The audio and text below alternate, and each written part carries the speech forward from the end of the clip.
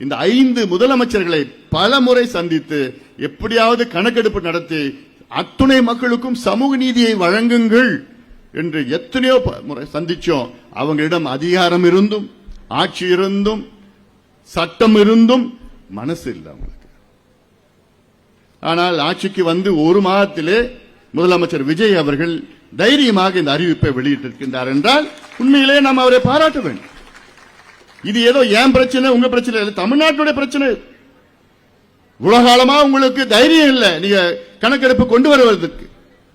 ஆனால் இன்னைக்கும் முதலமைச்சர் விஜய் அவருடைய அதிகாரிகள், எனக்கு அது வந்த செய்தி, அதிகாரிகள் வந்து சார் இது வேண்டாம் சார், இது பிரச்சனை வரும் சார், கடந்த காலத்திலையும் அது கொண்டு வரல சார், வந்துச்சுன்னா இவங்க இப்படி கேட்பாங்க அவங்க அப்படி கேட்பாங்க, இதெல்லாம் வரும் அப்படிலாம் சொல்லி பார்த்தாங்க. இதைத்தான் கடந்த ஆட்சி காலத்தில் திமுக ஆட்சி காலத்தில் முன்னாள் முதலமைச்சர் ஸ்டாலின் அவர்கள் அவர் தொடக்கத்தில் நாங்க செய்கிறேன்னு சொன்னார், என்கிட்ட சொன்னார், ஐயாட்ட சொன்னார், நான் நேரில் போய் பார்த்தப்ப சொன்னார். அதன் பிறகு அவருடைய அதிகாரிகள் சார் எல்லாம் வேண்டாம் சார் பிரச்சனை சொன்னார், அப்படியே விட்டுட்டார். ஆனால் முதலமைச்சர் விஜய் அவர்கள் பரவாயில்லைங்க, என்ன பிரச்சனை வந்தாலும் பரவாயில்லைங்க, இது நான் தேர்தல் அறிக்கையில் வாக்குறுதி கொடுத்திருக்கின்றேன், அது மட்டும் இல்லை இது ஒரு சமூக நீதி பிரச்சனை என்று தைரியமாக அதிகாரிகளை சொல்லி இதை அறிவிக்க வேண்டும் என்று சொல்லியிருப்பது இது உண்மையிலே பாராட்டக்கூடிய செய்தி. அதற்காகத்தான் 4 சட்டமன்ற உறுப்பினர்களையும் முதலமைச்சர் விஜய் அவரிடம் அனுப்பி வைத்து ஒரு நன்றி சொல்லுங்கள். நான் முதலமைச்சர் விஜய் அவர்களை சந்தித்த நேரத்திலே அப்பொழுது நீர்வளத்துறை அமைச்சர் புசி ஆனந்த் அவர்கள் அங்கே வந்து அண்ணா எங்களுடைய ஆபீஸ் வந்துட்டு போங்கன்னு சொன்னாரு. அப்ப சொன்னேன், நான் உங்க ஆபீஸுக்கு நான் வரேன், என்னைக்குன்னா நீங்க நீர் சம்பந்தமான அத்துணை தமிழ்நாட்டில் அத்துணை பிரச்சனைகளை பற்றி நான் பேச வேண்டும், உங்களுடைய அதிகாரியிடம் நான் பேச வேண்டும், அதற்கு ஒரு நாள் குறிப்பிட்டு ஒரு நேரத்தை ஒதுக்கி அதில் நானே வருகின்றேன். அவர் சொன்ன இல்ல நான் வரேன், இல்ல சொன்ன இல்ல நான் உங்க ஆபீஸ்க்கு வரேன், உங்க ஆபீசர்ஸ் எல்லாம் ஐஏஎஸ்ல இருந்து நம்ம டெக்னிக்கல்ல இருந்து எல்லாரையும் வர வைங்க, நான் அவங்க கிட்ட தமிழ்நாட்டில் உள்ள நீர் மேலாண்மை திட்டங்களை பற்றி நான் பேச வேண்டும், எனக்கு கிட்டத்தட்ட 2 மணி நேரம் ஆகும் அப்படி சொன்ன. நிச்சயமா என்னைக்குன்னு சொல்லுங்க. அப்புறம் நான் தேதி சொன்னேன். அதுதான் அந்த சந்திப்பு தான் நடந்தது. உடனே சில ஊடகத்தில் அன்புமணியும் புசியானந்தும் பேச்சுவார்த்தை முடிச்சுட்டாங்க, இவங்களுக்கு இவ்வளவு அமைச்சர்கள் இவ்வளவு வந்துருச்சு சேர்ந்துட்டாங்க.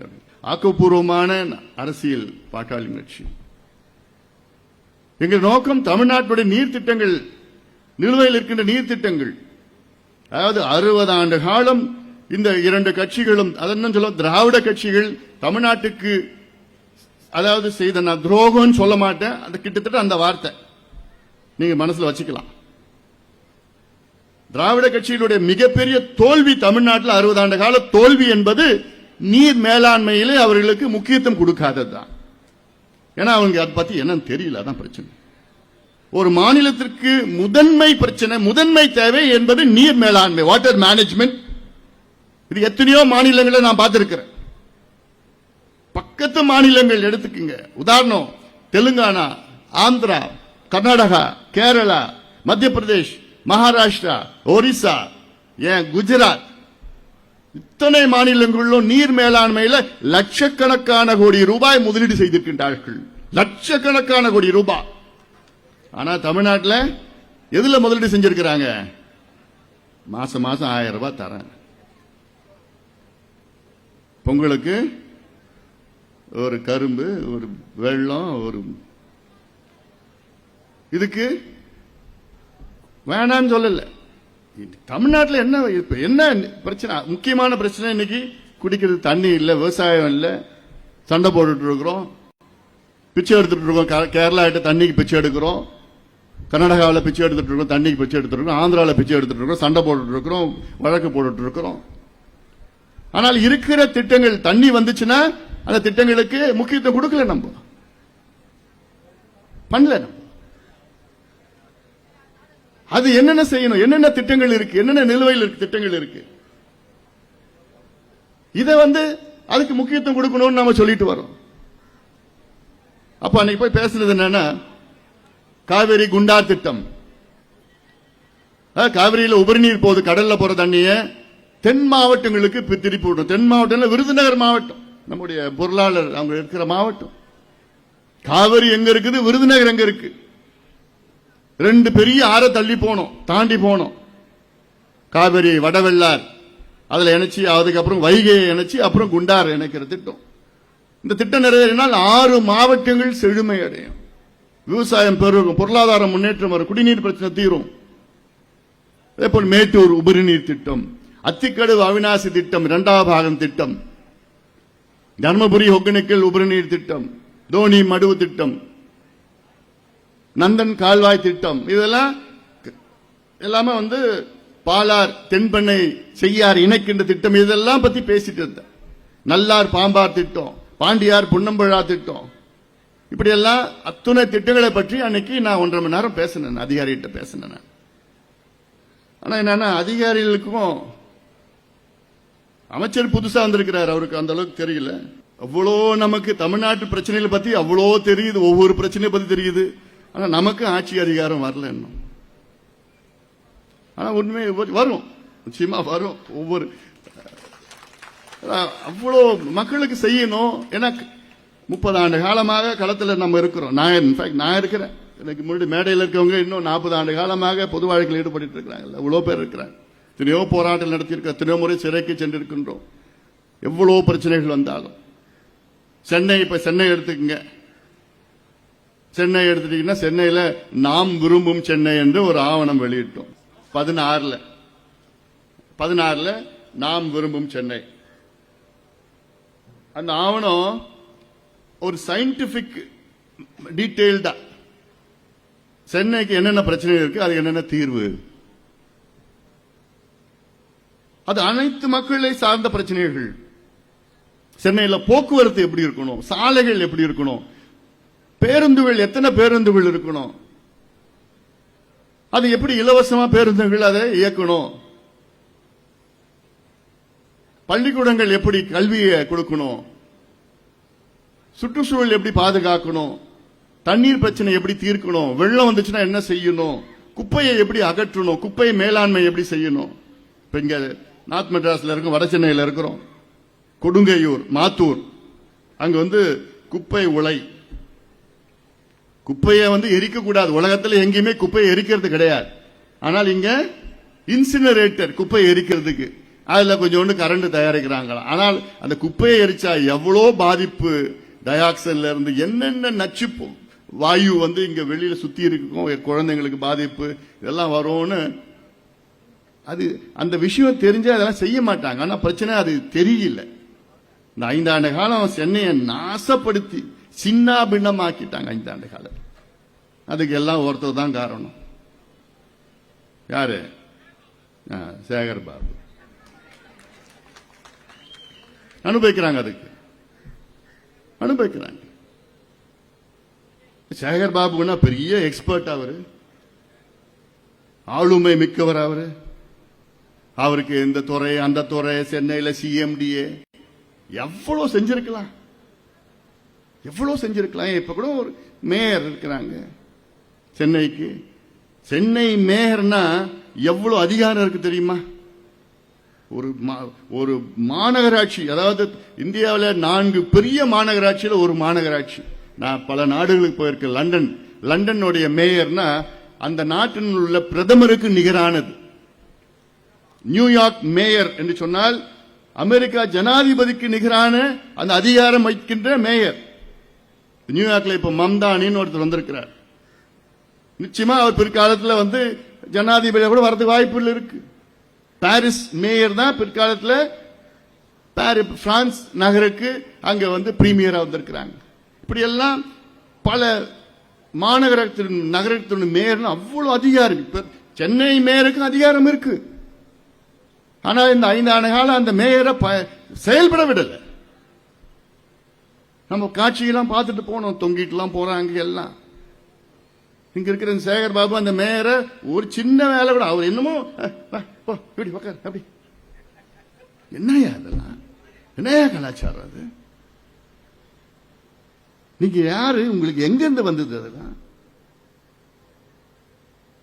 ஆனா இதுல அன்றைய முதலமைச்சர் ஸ்டாலின் அவர்கள் எந்த நடவடிக்கை எடுக்கல. அது எடுக்காத காரணத்தால் தான் இன்னைக்கு சென்னை க்ளோஸ். இன்னைக்கு சென்னையில் எவ்வளோ செய்யலாம். ஆனா சென்னை மக்கள் பத்தி நானும் சென்னையில் தான் இருக்கிறேன். ஆனா நான் இதுக்கு முன்னாடி டீனர்ல இருந்தேன். இப்ப நான் அங்க அந்த பக்கம் போயிட்டேன். ஏன்னா இங்க சென்னையில் அது அவ்வளோ பொல்யூஷன்ல, தண்ணி பிரச்சனை, குடிநீர் பிரச்சனை, எவ்வளோ பிரச்சனை, போக்குவரத்து நெரிசல் இருந்து எல்லாம் இருக்கு. ஆனா செய்யலாம். நிறைய எங்க கிட்ட நிறைய சொல்யூஷன்ஸ் இருக்கு, தீர்வுகள் எங்க கிட்ட எவ்வளவு இருக்கு. இது சும்மா நாங்க வாய்க்கு வந்ததெல்லாம் பேச மாட்டோம். இது விஞ்ஞான முறையில ஆலோசனை செய்து ஆய்வுகள் நடத்தி தான் ஒவ்வொரு பிரச்சனைக்கும் நாங்கள் தீர்வு கொடுப்போம். விஞ்ஞான முறை, சயின்டிபிக் சொல்யூஷன்ஸ். அது யாரு வேணா கொடுப்போம் நம்ம. அதனால ஒரு தமிழ்நாட்டு மக்கள் எல்லாம் எங்களுக்கும் ஒரு வாய்ப்பு தாருங்கள். இந்த மாற்றம் வந்தது ஆக்சுவலா ஒரு பாசிட்டிவா தான் நான் பார்க்கிறேன்.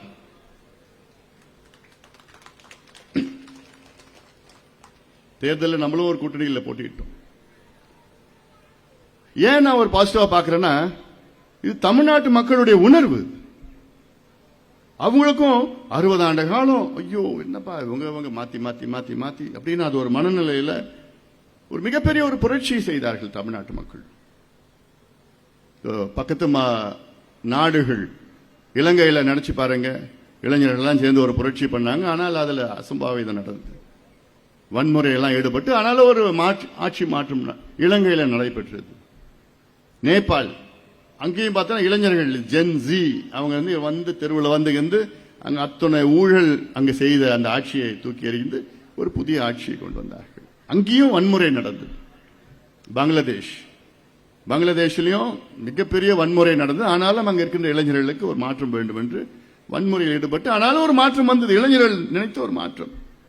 தமிழ்நாட்டிலேயும் அதே நிலையில் தான் இளைஞர்கள் எல்லாம் சேர்ந்து எங்களுக்கு ஒரு மாற்றம் வேணும், அமைதியான ஒரு மாற்றம் கொண்டு வந்தாங்க. தேர்தல் ரீதியில், ஜனநாயக ரீதியில் ஒரு மாற்றத்தை கொண்டு வந்தார்கள். அதை நாம் மதிக்க வேண்டும், அதை உதாசனப்படுத்தக்கூடாது, அது அசிங்கமான முறையில் விமர்சனம் செய்யக்கூடாது. அது அவங்களுடைய உணர்வு.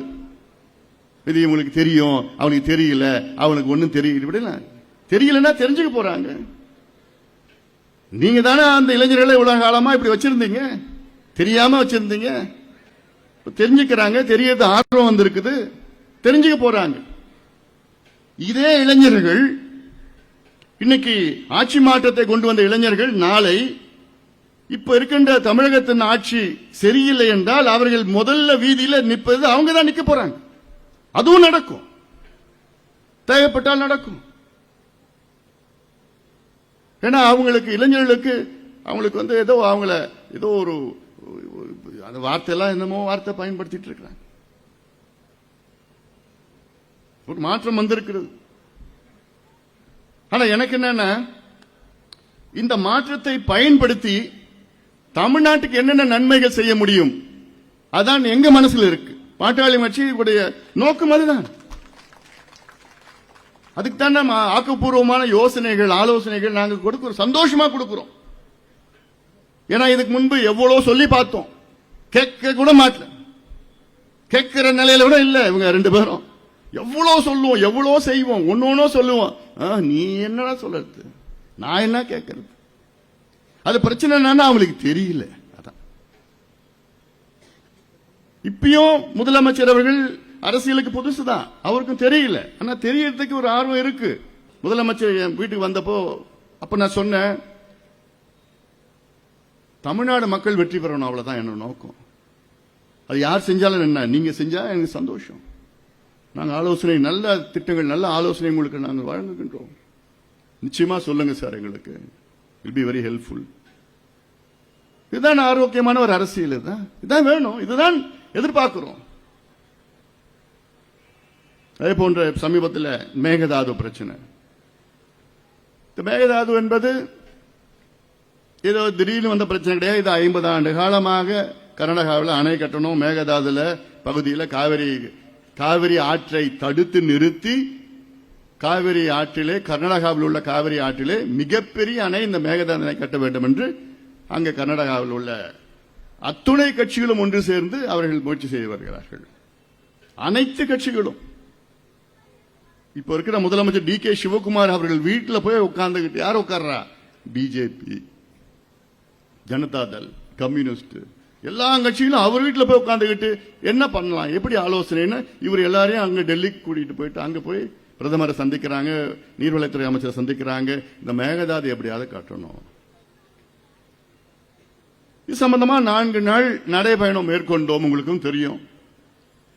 இதுக்கு முன்பு மேகதாது என்ன பிரச்சனைன்னு தெரியல, மக்களுக்கு தெரியல, இளைஞர்களுக்கு தெரியல. ஏன் கர்நாடகாவில் என்ன டேம் கட்டினா என்ன, கடல்ல போற தண்ணியை டேம் கட்டினா என்ன, அது தமிழ்நாடுக்கு தானே பயனுள்ளோம், பயன் பெறுவாங்க தமிழ்நாடு, அப்படிலாம் பொய்யான பிரச்சாரம் சொல்லி அதை நம்பிட்டாங்க. அதே பிறகுதான் நம்ம அதை கையில் எடுத்து துண்டு பிரச்சனை எல்லாம் கொடுத்து பேசி அதெல்லாம் போட்டு நிறைய பேட்டியெல்லாம் கொடுத்து இப்பதான் அவங்களுக்கு புரியுது. ஓஹோ, கர்நாடகாவில் டேம் கட்டிட்டாங்கன்னா காவிரியில தண்ணி வராது, நம்ம டெல்டாவில் தண்ணி இருக்காது, தண்ணி வரலன்னா சோறு கிடைக்காது. தமிழ்நாட்டில் 8 கோடி மக்கள்ல 5 கோடி மக்கள் காவிரியை நம்பி இருக்கின்றார்கள். சென்னை மக்களும் நம்மளும் காவிரி தண்ணி தான் குடிச்சிட்டு இருக்கிறோம். எப்படி காவிரி வீராணம் ஏரியிலிருந்து தண்ணி நமக்கு வருது, சென்னைக்கு வருதுன்னா காவிரி தண்ணி தான் வருது நமக்கு. தமிழ்நாட்டில் 38 மாவட்டத்தில் 28 மாவட்டம் காவிரியை நம்பி இருக்கின்ற மாவட்டங்கள். நமக்கு சோறு. ஒரு பதிவு பாட்டேன், எங்க நான் சென்னையில் இருக்கிறேன், எனக்கும் காவிரிக்கு என்ன சம்பந்தம். இன்னொருத்தர் நான் ஊட்டியில் இருக்கிறேன், நமக்கு என்ன, நீங்க சென்னையில இருந்தாலும் சரி, ஊட்டியில இருந்தாலும் சரி, கன்னியாகுமரியில இருந்தாலும் சரி, நீங்க சோறு சாப்பிட்டாவும் இல்லை. அது சோறு எங்க இருந்து வருது, நம்ம டெல்டாவில் இருந்து தான் சோறு வருது. டெல்டாவுக்கு தண்ணி போனா உங்களுக்கு சோறு கிடைக்காது. இது மிகப்பெரிய ஒரு பிரச்சனை. இப்பதான் மக்களுக்கு அதை தெரியுது. ஓஹோ, இது சீரியஸ்னஸ் தெரியுது. நம்ம இந்த மேகதாது பிரச்சனை சம்பந்தமா நம்ம ஊரா போய் பிரச்சாரம் பண்ணிட்டு நடைபயணம் பண்ணிட்டு இருக்கிற நேரத்தில் மற்ற கட்சியில் தமிழ்நாடு என்ன பண்ணிட்டு இருந்தாங்க, குதிரை பேரம், கொட்டக பேரம், யானை பேரம், கழுத பேரம். எம்எல்ஏ இங்க இருந்து அங்க வாங்கலாமா, அங்க வாங்கலாமா, 35 கோடி 50 கோடி கொடுக்கலாம், இப்படிலாம் இது மற்றவங்க பண்ணிட்டு இருந்தாங்க. நம்ம மக்கள் பிரச்சனை, தமிழ்நாட்டுடைய மக்கள் பிரச்சனை. மக்கள் பிரச்சனை இல்ல, இன்னைக்கு பிரச்சனை மட்டும் இல்ல, அடுத்த 50-100 ஆண்டுகளுக்கு இந்த பிரச்சனை இருக்கும்.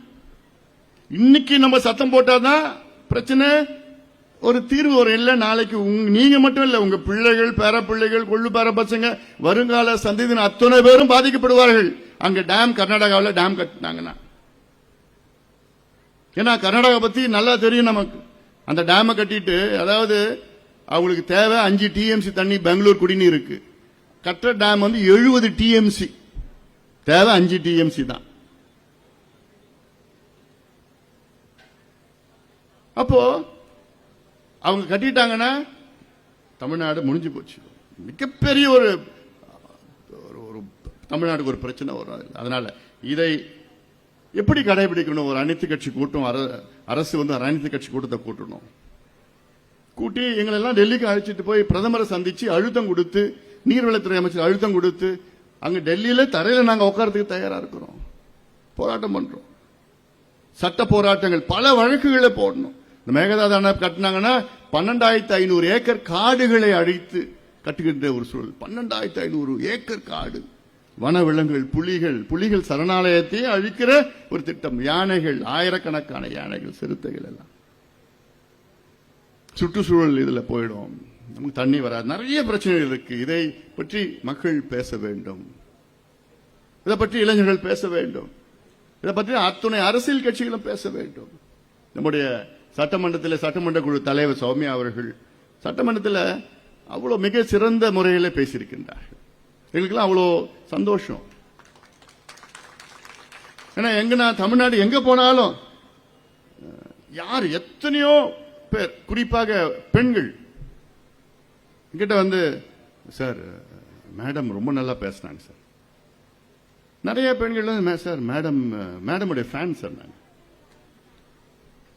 அதாவது அவங்களுக்கு தமிழ்நாட்டில் உள்ள பெண்கள் ஒரு மனநிலை என்னன்னா, பெண்களுக்காக, அவர்களுடைய பிரச்சனைகளுக்காக பேசுகின்ற சௌமியா அன்புமணி அவர்கள் என்று தமிழ்நாட்டில் உள்ள ஒட்டுமொத்த பெண்கள் அப்படி நினைச்சிட்டு இருக்கிறாங்க. எங்களுக்காக அவங்க தான் பேசுறாங்க. பெண்கள் மட்டுமில்ல, நான் இந்த நடைபயணம் போறப்போ விவசாய சங்க கூட்டம், அவ்வளோ விவசாய சங்க தலைவர்களை சந்திச்சேன். ஒவ்வொரு விவசாய சங்க தலைவரும் என்கிட்ட சொல்றாங்க, ஐயா இவ்வளோ காலமா சட்டமன்றத்தில் விவசாய பிரச்சனை யாரோ பேசினாங்க, ஆனா சௌமியா அவர்களை போன்ற இதுவரைக்கும் யாரும் பேசல. உணர்வுபூர்வமா பேசினாங்க, புரியுற மாதிரி பேசினாங்க.